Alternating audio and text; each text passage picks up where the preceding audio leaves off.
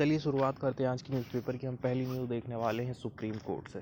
Supreme court ने approval दे दिया है ताकि चार धाम के लिए जो हाईवे बन रही हैं उनको चौड़ा किया जा सके।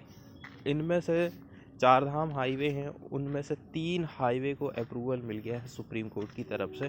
क्या हुआ था ना, किसी के द्वारा एक याचिका दायर कर दी गई थी इसकी चौड़ाई को लेकर के, इसी के चलते चलते काम रुक गया था। अब लेकिन सुप्रीम कोर्ट ने चार धाम यात्रा के लिए जो 3 हाईवे हैं उनको चौड़ीकरण का मंजूरी दे दी है।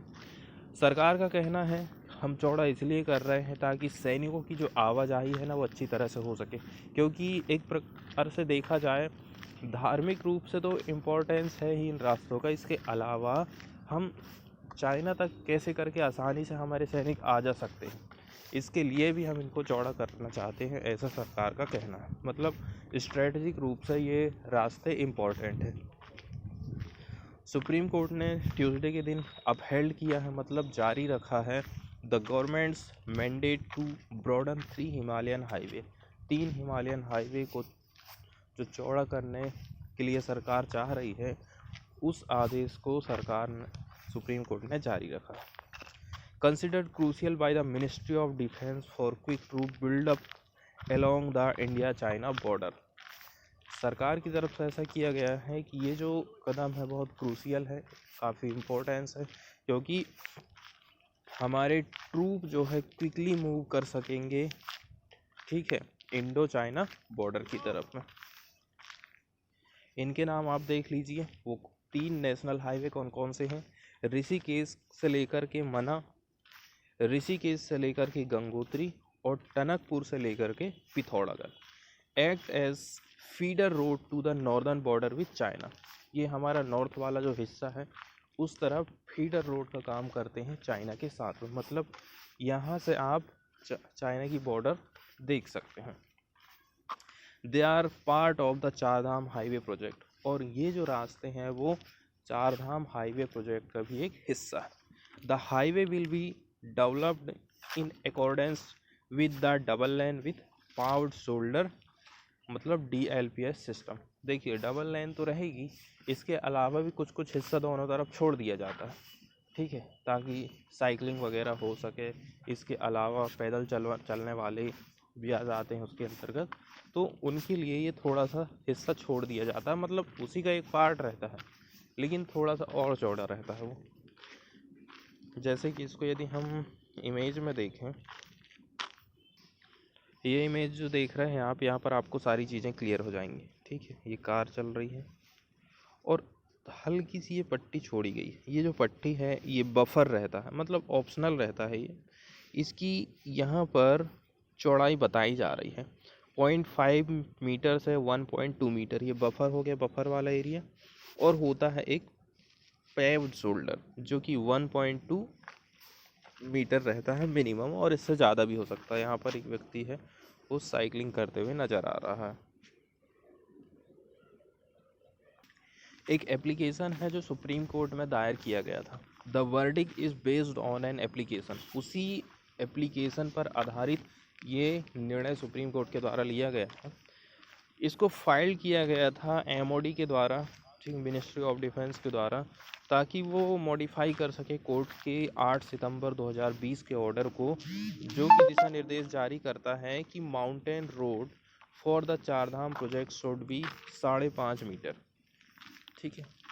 माउंटेन में जो रास्ते हैं चार धाम प्रोजेक्ट के लिए, उनकी जो चौड़ाई है 5.5 मीटर होना चाहिए, in the compliance with 2018 circular of the ministry of road transport and highways. और गवर्नमेंट ने कुछ चीज़ें निर्धारित करी हैं, जैसे कि कैरेज वे की चौड़ाई कितनी रहेगी, वो 7 मीटर रहेगी, और 1.5 मीटर का शोल्डर रहेगा ऑन आइदर साइड। इसके बाद वाली न्यूज़ हम देखने वाले हैं होलसेल प्राइस इन्फ्लेशन से रिलेटेड। कल हमने इन्फ्लेशन के बारे में जाना था। कल की जो न्यूज़ आई थी वो रिटेल इन्फ्लेशन को लेकर की थी। मतलब रिटेल इन्फ्लेशन जिससे आप डायरेक्टली प्रभावित होते हैं, सीधे आप शॉप में वस्तुएं खरीदने जाते हैं, सब्जी खरीदते हैं, ठीक है। इसके अलावा कपड़े और भी अन्य जो सामग्री आप खरीदते हैं दुकान में जाके, तो उन वस्तुओं में कितनी वृद्धि हुई है, वस्तुओं के मूल्य में कितनी औसत वृद्धि हमको देखने को मिली है, उसको हम रिटेल इन्फ्लेशन के नाम से जानते हैं। आज की जो न्यूज़ आई है वो होलसेल प्राइस को लेकर के, इसमें दो इंडेक्स का यूज़ किया जाता है। एक होता है CPI और एक होता है WPI। तो जो CPI है वो होलसेल प्राइस इन्फ्लेशन को नापने का काम करता है। इन्फ्लेशन के बारे में कल हमने कुछ बेसिक जानकारी देखा था, आज हम होलसेल प्राइस इन्फ्लेशन के बारे में जानेंगे। और सबसे पहले ये न्यूज़ देख लेते हैं। Wholesale price inflation spikes to a record as food fuel surge.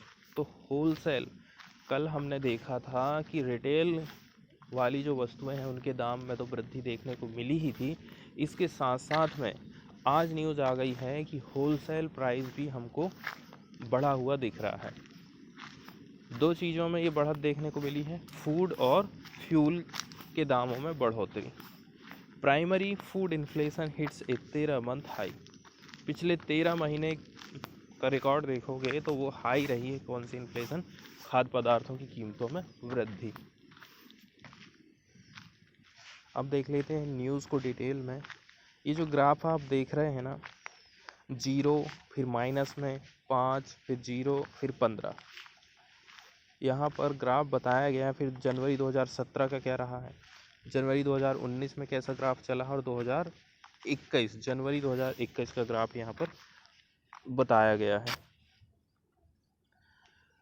India की जो होलसेल इन्फ्लेशन है वो एक्सिलरेट हो गई है, बढ़ गई है to a new high of 14.2% नवंबर के महीने में, और पहले थी अक्टूबर के महीने में 12.5%, led by A surge in primary food inflation that hit A 13 month high.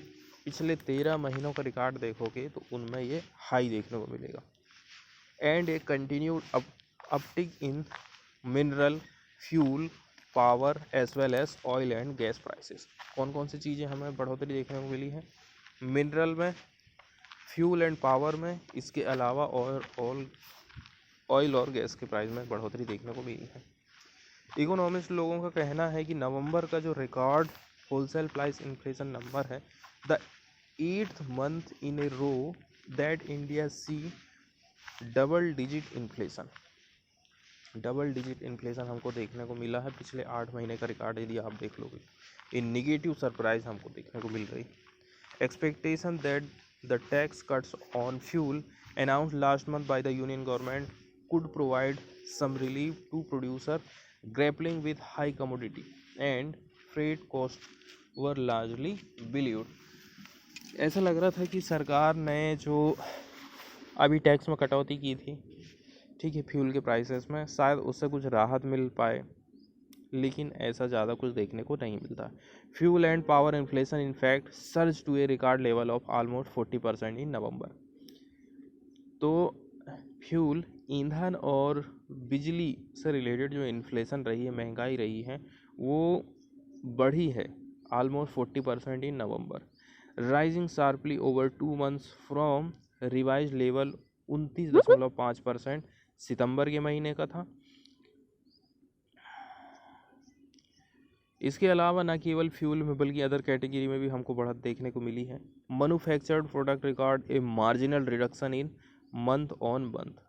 तो ऐसी चीज़ें जिनका मैन्युफैक्चरिंग की जाती है, ऐसे प्रोडक्ट, इसमें रिकॉर्ड किया गया है कुछ रिडक्शन का, उनके प्राइस में कुछ गिरावट देखने को मिली है month on month, with inflation dipping to 11.92%, पहले थी 12.04%।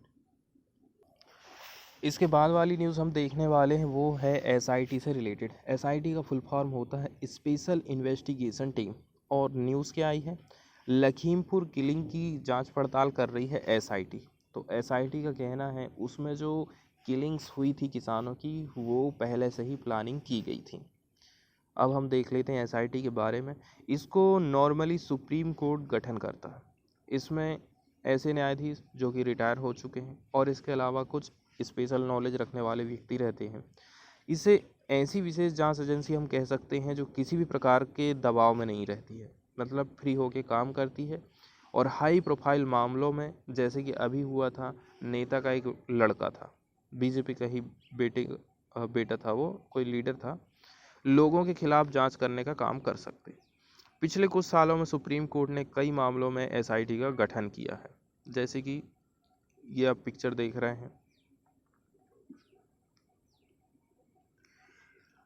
लेकिन बताया जा रहा है कि ऐसा नहीं है कि एसआईटी का गठन केवल सुप्रीम कोर्ट कर सकती है।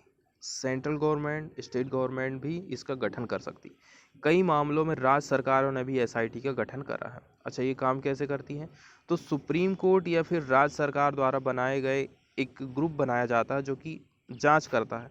आमतौर पर एक रिटायर्ड जज को नियुक्त किया जाता है जो इस विशेष जांच दल की हेड रहेगा या फिर अगुवाई करेगा। वो अकेला भी हो सकता है या फिर उसके साथ कुछ सदस्य भी नियुक्त हो सकते हैं। ये विशेष जांच दल अधिकार से पूरी तरह संपन्न रहता है। इसकी जांच में हस्तक्षेप करने का अधिकार किसी के पास नहीं है और ये जांच दल एजेंसियों और प्रशासन के साथ जांच के मामले में सूचनाओं का आदान प्रदान कर सकती है। जांच के बाद क्या होता है? एक पार्टिकुलर टाइम है जिसमें जांच पूरी करना है। उसके बाद रिपोर्ट को कोर्ट में पेश किया जाएगा। अगर एसआईटी का गठन स्टेट गवर्नमेंट ने करी है तो ये रिपोर्ट सरकार को सौंपना पड़ेगा। कोर्ट या सरकार को इस रिपोर्ट को स्वीकार या नामंजूर करने का अधिकार नहीं रहता। कई बार सुप्रीम कोर्ट अपनी बनाई एसआईटी की निगरानी भी करते रहता है, उसकी भी देखरेख करते रहता है या फिर समय समय पर उनसे रिपोर्ट मांगते रहता है। अब चलते हैं हम न्यूज़पेपर की तरफ में और देख लेते हैं न्यूज़पेपर में क्या कहा गया है। इसमें बताया गया है लखीमपुर की जो घटना हुई थी हाल ही में, आप देख रहे हैं ना कि जो किसान आंदोलन चल रहा था, तो एक कार के एक्सीडेंट होता, कार के द्वारा एक व्यक्तियों को कुचल दिया जाता है, तो उसी को लेकर के जांच पड़ताल चल रही थी एसआईटी के द्वारा। तो एसआईटी ने कहा है लखीमपुर की जो किलिंग थी वो प्री प्लान्ड थी। The special investigation team probing the Lakhimpur Kheri violence of 3 October has described the killing of 4 farmers and a journalist as a pre-planned conspiracy। मतलब कि पहले से ही प्लानिंग इसकी की गई थी, इसी के बाद उनको कुचला गया है। इसमें 3 किसान मारे गए थे और एक पत्रकार भी मारा गया था, journalist. Ashish Mishra, son of union minister Ajay Mishra तैनी। केंद्र सरकार में मंत्री हैं अजय मिश्रा तैनी, उनके लड़के हैं Ashish Mishra. Is the man accused in the case as it was his SUV that allegedly crush the farmer. उन्हीं की वो गाड़ी थी जिसने किसानों को कुचला था। He along with 12 others has been booked under the section 302। तो उसके साथ 12 और आदमियों को उठाया गया। 302 की धारा उनके ऊपर लगी है मर्डर की। And other section of the Indian Penal Code and is lodged in Lakhimpur district jail. और अभी ये जेल के भीतर है, लखीमपुर डिस्ट्रिक्ट जेल में। हमारे देश में बेरोजगारी की क्या कंडीशन है अभी, इस चीज़ को यदि आपको देखना है तो ये डाटा पॉइंट आप देख सकते हैं। बताया जा रहा है 6 मिलियन सैलरीड जॉब हमारे यहाँ पर लॉस्ट हुई हैं नवंबर के महीने में। Although India's unemployed rate decrease in November 2021। Compare करोगे अक्टूबर के महीना से, अक्टूबर और नवंबर महीने की यहाँ पर तुलना करी गई है तो बेरोजगारी कम देखने को मिली है। The underlying data are worrying according to the Center of Monitoring Indian Economy. While the overall unemployment rate fell, average unemployment rate की दर को देखोगे तो उसमें गिरावट आई है। It increased in countries urban region। Urban वाला जो रीजन है वहाँ पर इसकी दर में बढ़त देखने को मिली। Urban job provide better wages. अब शहर में क्या होता है, लोगों को ज़्यादा पैसा मिलता है और यहीं पर गिरावट देखने को मिली है हमको जॉब में। The decline of such job implies A decline in overall quality of job. In November the labour force participation rate, the share of employed person plus those looking for jobs also decrease. मतलब कि यहाँ पर बताया जा रहा है नवंबर के महीने में लेबर फोर्स का पार्टिसिपेशन रेट भी कम रहा, ठीक है। शेयर ऑफ एम्प्लॉयड पर्सन इसका भी कम रहा, plus those looking for job also decrease. At present India has an LFPR close to 40%। LFPR मतलब होता है लेबर फोर्स पार्टिसिपेशन रेट। मतलब कि आप सरल तरीके से ऐसा समझ सकते हो कि एक कंपनी है, उसमें पहले कंपनी 10 आदमी से काम चला लेती थी तो अब वो 5 से अपना काम चला रही है, ठीक है। तो उसको हम कहेंगे लेबर फोर्स पार्टिसिपेशन का दर क्या रहा है। मतलब 100 में यदि आप 40 से काम चला रहे हो तो वो 40% रहेगा, which is lower than the pre pandemic figure around 43%। पहले 100 में से 43 लोग जो थे वो किसी कंपनी में काम करते थे, अब वो घट करके 40 हो गए हैं। There was also fall in number of salaried job, इसके अलावा ऐसे लोग जो कि सैलरी पाते हैं एंड एंटरप्रेन्योर, ये सब इनमें गिरावट देखने को मिली है। This again points to a deterioration in the quality of employment. इससे यही पता चलता है कि हमारे देश में रोजगार की कंडीशन कैसी है। 402.1 the number of people employed person in November के महीने में कितने लोग एम्प्लॉयड थे, कितने पास रोजगार था। आगे फिर बताया जा रहा 40% the labour force participation rate in the November, participation का रेट कितना रहा, 40% रहा। और 6.8 million people fall in the number of salaried jobs in November compare to अक्टूबर।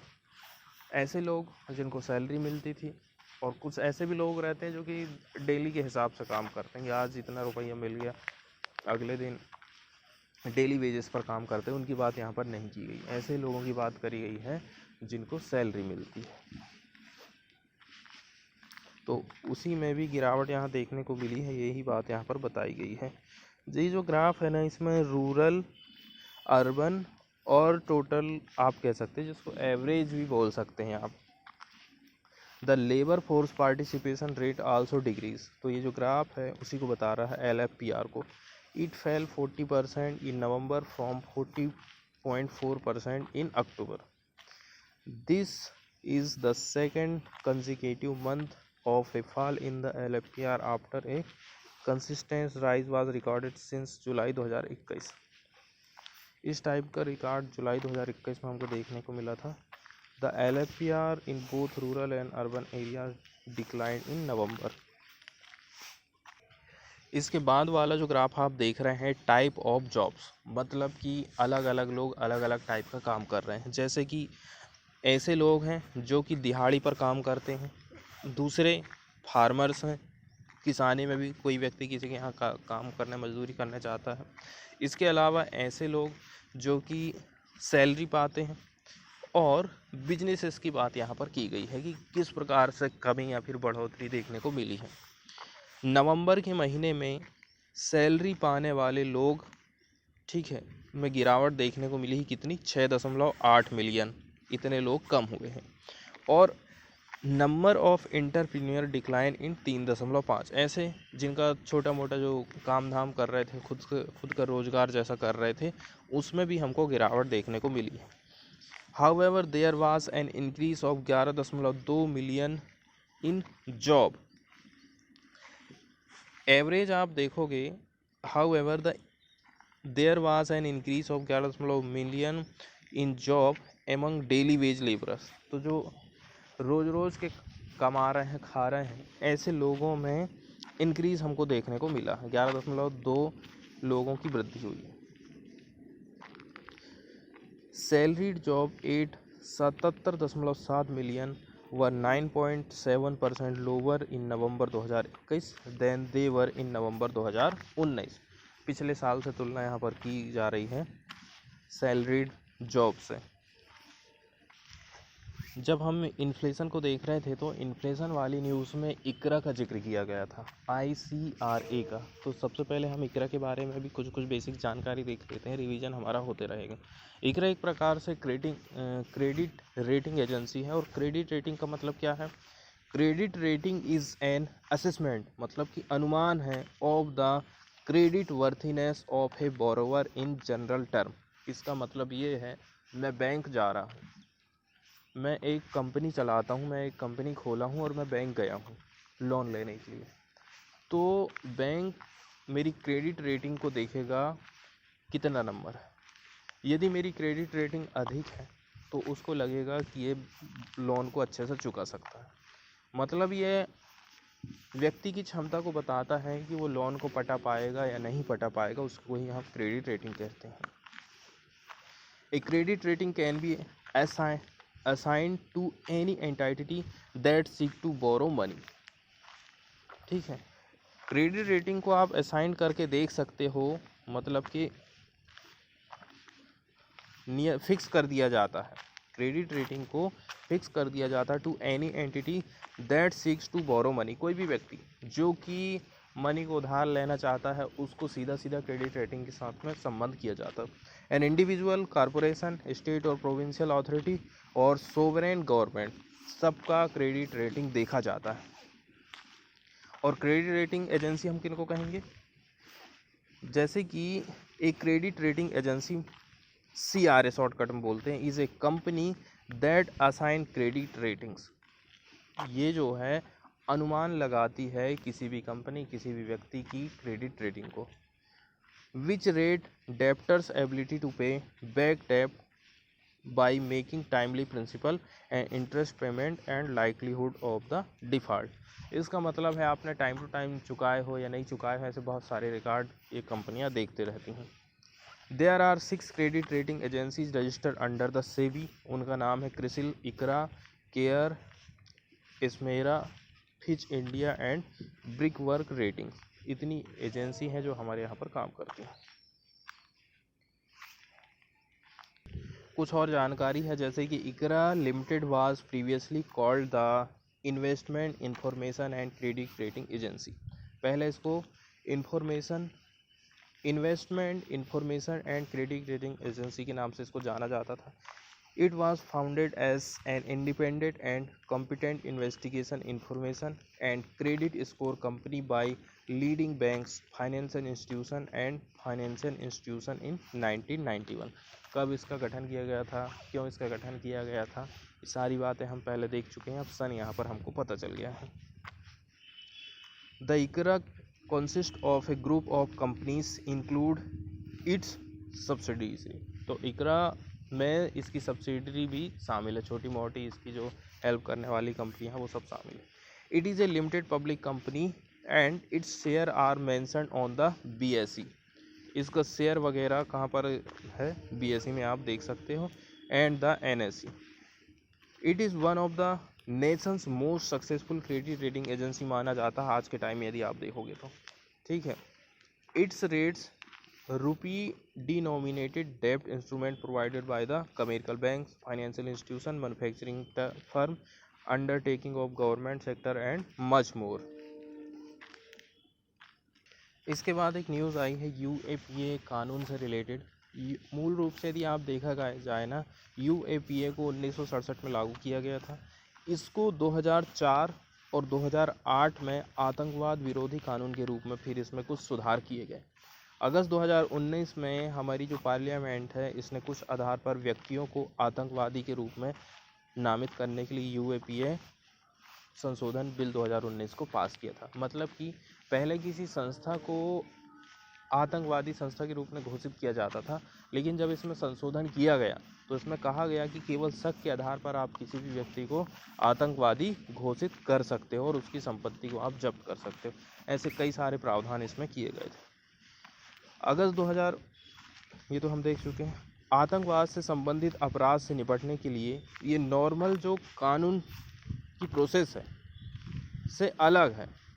मतलब कि नॉर्मल में डिले होता है, इसमें कोई डिले नहीं होने वाला है।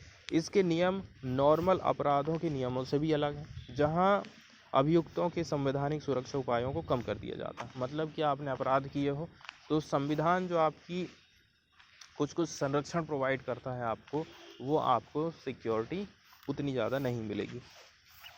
NCRB द्वारा प्रकाशित एक आंकड़े के अनुसार 2016 और 2019 के बीच में, ठीक है, UAPA के आंकड़े प्रकाशित किए गए थे। UAPA की विभिन्न धारा के तहत 4231 केस दर्ज हुए थे और 112 मामलों में अपराध सिद्ध हुआ था। मतलब 4000 में मात्र 100 लोगों को ही अपराधी दोषित करार दिया जा सकता, बाकी फर्जी केस थे। मतलब केवल परेशान करना है, आवाज़ को दबाना है, इसलिए UAPA एक्ट लगाया गया। आगे बताया जा रहा है, over half of UAPA detainees under 30। UAPA के तहत जो केसेस दर्ज किए गए हैं वो अंडर 30 के हैं, ऐसी ये न्यूज़ आई है। Nearly 53% of person arrested under the unlawful activities prevention act UAPA इन 2018, 19 और 2020 वर बिलो द एज ऑफ 30। मतलब कि ऐसे व्यक्ति जिनकी उम्र 30 साल से कम है, 18, 19 और 20 तक अभी तक का टोटल एवरेज आप केसेस निकाल लोगे तो 53% व्यक्ति उसमें से शामिल है। द यूनियन होम मिनिस्ट्री ने इन्फॉर्मेशन दिया था लोकसभा के दिन में, ट्यूसडे के दिन। In a written reply minister of state for home Nityanand Rai का कहना है UAPA has been amended in the past keeping in view the requirement and presently no amendments in the UAPA are under consideration. जो जो ज़रूरी चीज़ें थी हम सुधार चुके हैं, अब ऐसी कोई बात नहीं है कि उस तरफ हमको ध्यान देना पड़े। नित्यानंद राय जवाब दे रहे थे एक question from members on whether the government plan to amend the existing act in the light of recent evidence about the large number of acquittals। कहाँ चला गया है वर्ड, उसका मीनिंग हम देख लेते हैं। एक्विटल्स का मतलब होता है बरी करना, बरी हो जाना। And for preventing the harassment of innocent people in the wake of misuse of UAPA।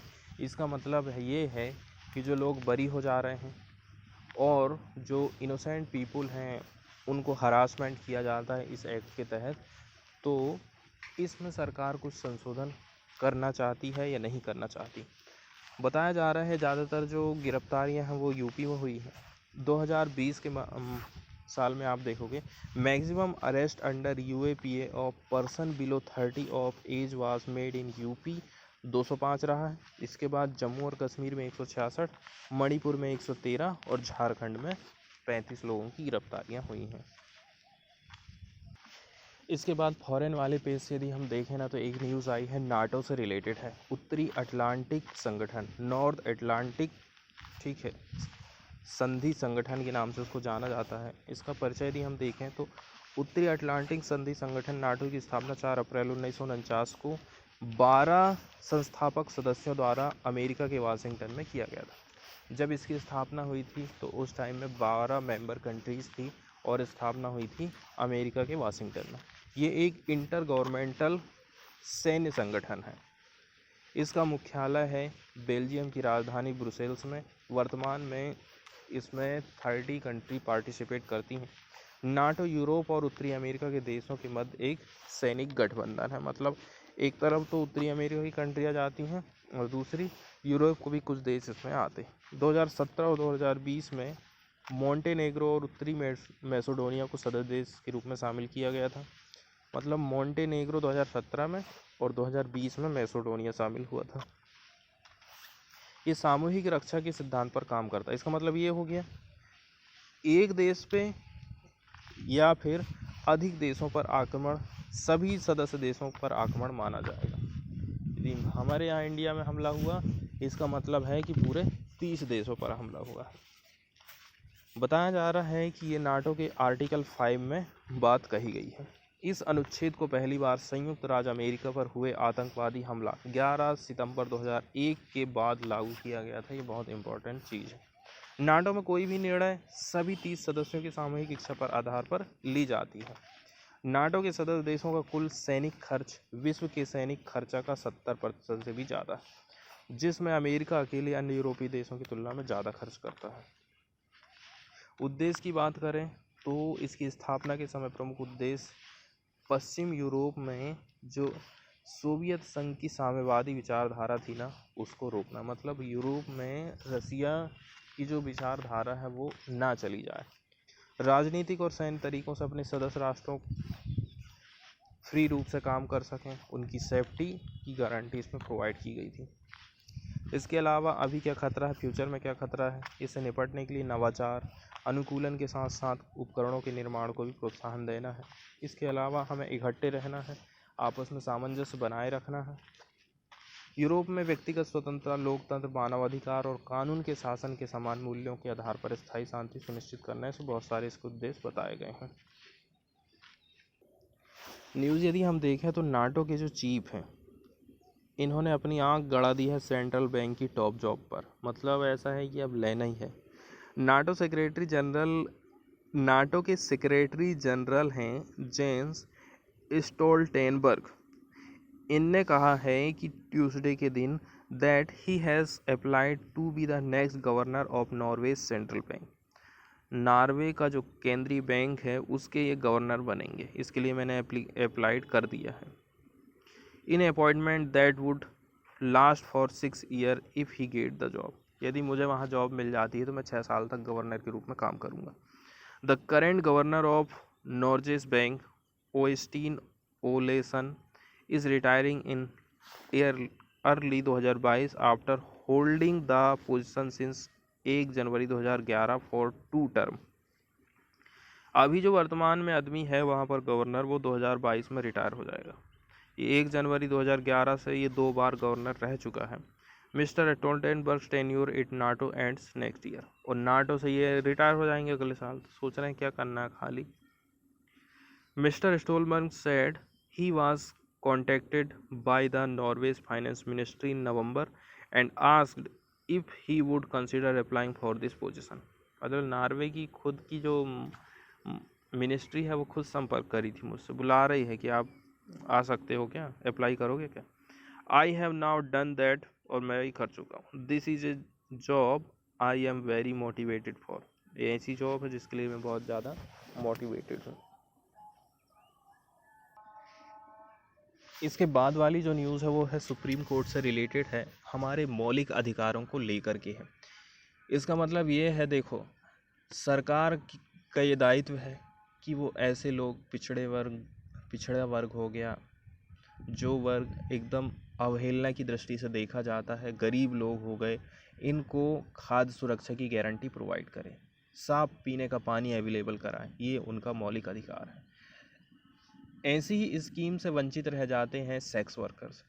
तो सुप्रीम कोर्ट का कहना है जो यौन कर्मी हैं उनको राशन कार्ड आप जारी करिए ताकि वो फ्री राशन ले सकें। सुप्रीम कोर्ट ने मंगलवार को स्टेट गवर्नमेंट और जो केंद्र शासित प्रदेश हैं, यूनियन टेरिटरी हैं, इनको देश भर में सेक्स वर्कर को वोटर आईडी आप दीजिए, आधार कार्ड दीजिए और राशन कार्ड जारी करने की प्रक्रिया तुरंत आप चालू करिए, ऐसा इनका कहना। न्यायमूर्ति एल नागेश्वर राव की अध्यक्षता वाली पीठ ने कहा है कि हर व्यक्ति को उनके मौलिक अधिकारों की गारंटी दी जाती, चाहे वो कोई भी व्यवसाय करता हो। अदालत ने यह पाया था कि 10 साल हो चुके हैं सेक्स वर्करों को राशन कार्ड उपलब्ध कराने में, उसके दिशा निर्देशों का अभी तक पालन नहीं हुआ है। स्टेट गवर्नमेंट और जो यूनियन टेरिटरी हैं को लगभग 1 दशक पहले, मतलब 10 साल पहले सेक्स वर्कर को राशन कार्ड और पहचान पत्र जारी करने का निर्देश जारी किया गया था और अभी तक दिशा निर्देश को लागू नहीं किया गया है।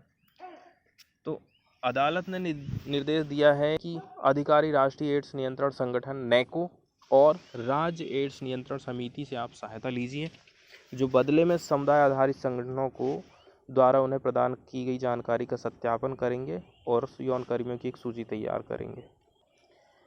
एक नॉर्मल सी जानकारी है जिसमें बताया गया है 11 स्टेट्स और 1 यूनियन टेरिटरी में बॉर्डर डिस्प्यूट देखने को मिल रहा है, सेंट्रल गवर्नमेंट का ऐसा कहना। Lok Sabha points out cases of violence. The union home ministry has informed the Lok Sabha that 11 state और 1 यूनियन टेरिटरी में बाउंड्री डिस्प्यूट हैं between them. It added that occasional protested and incident of violence are reported from some of the disputed border areas। Border area में हमको क्या क्या देखने को मिल रहा है, प्रोटेस्ट देखने को मिल रहा है, इंसिडेंट ऑफ वायलेंस देखने को मिल रहा है, and are reported from some of the disputed border. इसके अलावा there are boundary dispute arising out of demarcation of boundaries and claim and counter claim over territories between Andhra Pradesh Orissa, कि हमारी ज़मीन इतनी है, हमारी ज़मीन इतनी है, ऐसे कह कर के 2 स्टेट के बीच में झगड़ा होते रहता। Andhra Orissa, Haryana Himachal, union territory of Ladakh और हिमाचल प्रदेश, महाराष्ट्र और कर्नाटक का, असम और अरुणाचल प्रदेश का, असम नागालैंड का, असम मेघालय का, असम मिजोरम का। Ministry of state of home Nityanand Rai का ऐसा कहना है। देखो इसके अलावा बात कही गई है for the cooperation of state government concern for resolving dispute. इसके लिए आप दोनों स्टेट का कोऑपरेशन ज़रूरी है ताकि डिस्प्यूट को रिसॉल्व किया जा सके। while maintaining that the central government only played the role of a facilitator for an amicable settlement। amicable settlement का मतलब होता है मैत्रीपूर्ण सेटलमेंट। तो जो सेंट्रल गवर्नमेंट है वो केवल फैसिलेटर है, मतलब कि वो केवल आप कह सकते हो मध्यस्थता जैसा ही काम करने वाला है।